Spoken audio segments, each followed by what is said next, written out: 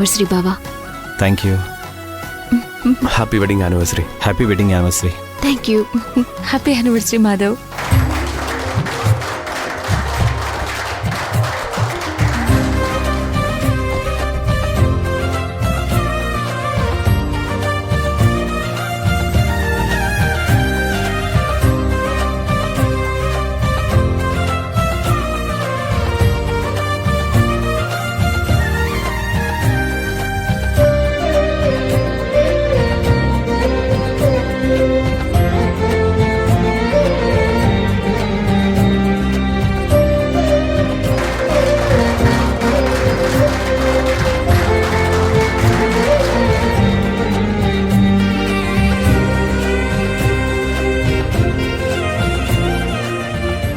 అవునన్నయ్య, పెళ్లి రోజు వదినికి ఏం గిఫ్ట్ ఇస్తున్నావు?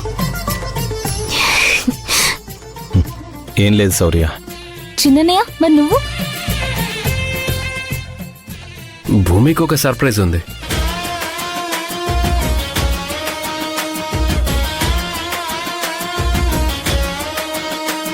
ఏంట్రా మాధవ్, ఈ మధ్య సర్ప్రైజ్ నువ్వు కూడా ప్లాన్ చేస్తున్నావా? సూపర్ రా. అదేం లేదక్క. సిగ్గుపడింది చాలు గాని ముందేంటో చెప్పు. మాధవ, ఏంటో చెప్పు నాన్నా. ఒక్క నిమిషం తీసుకొస్తాను.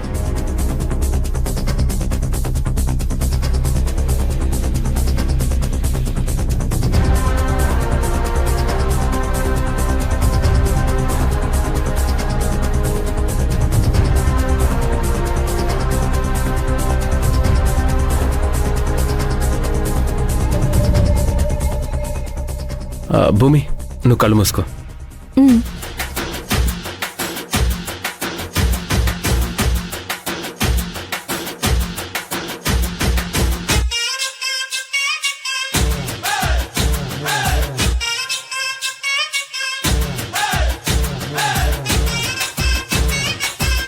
భూమి, ఇప్పుడు కళ్ళు తెరు.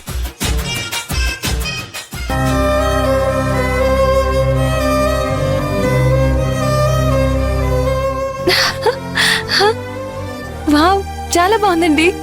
Thank you so much.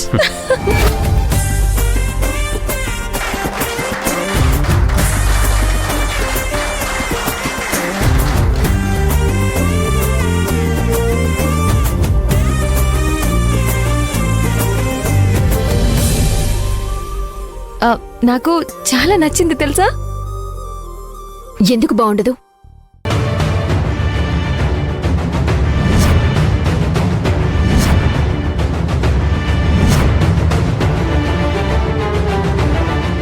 నీకు మీ ఆయన నెక్లెస్ ఇచ్చారు అన్న సంతోషం కంటే నాకు మా ఆయన ఏమి ఇవ్వలేదన్న సంతోషమే నీకెక్కువగా ఉండుంటుంది.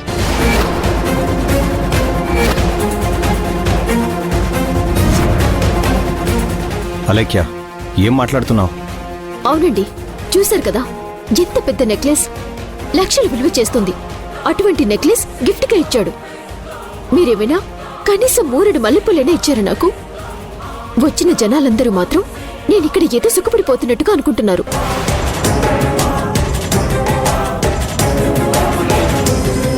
చూడు, నువ్వు ఉండాల్సిన విధంగా ఉండుంటే అన్నీ నేను కూడా ఇచ్చుండేవాణ్ణి. వీళ్ళందరి కోసమే కాంప్రమైజ్ అయ్యి ఈ ఫంక్షన్కి ఒప్పుకున్నాను. దయచేసి ఇక్కడ రభస్ చేయకుండా ఉండు. నాకేమీ రభస చేయాలని లేదురండి. కాకపోతే నన్ను ఇన్సల్ట్ చేయడానికి ఇంత పెద్ద ఫంక్షన్ అవసరమా? డైరెక్ట్గా పెద్ద కోడలా నువ్వు గతిలేని దానివి, చిన్న కోడలా నువ్వు రిచ్చని చెప్పుంటే సరిపోయేది కదా. ఇలా అవమానించడానికి కూడా ఇంతలా అందరినీ బతిమలాడాలా?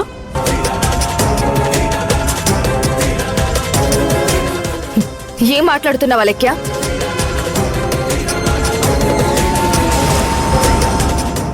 నోటికేదొస్తే అది మాట్లాడుకో. మాధవ తన భార్యకి నెక్లెస్ గిఫ్ట్ గా ఇచ్చాడు, అందులో తప్పేముంది? తప్పేముందా? జరిగిన తప్పేంటో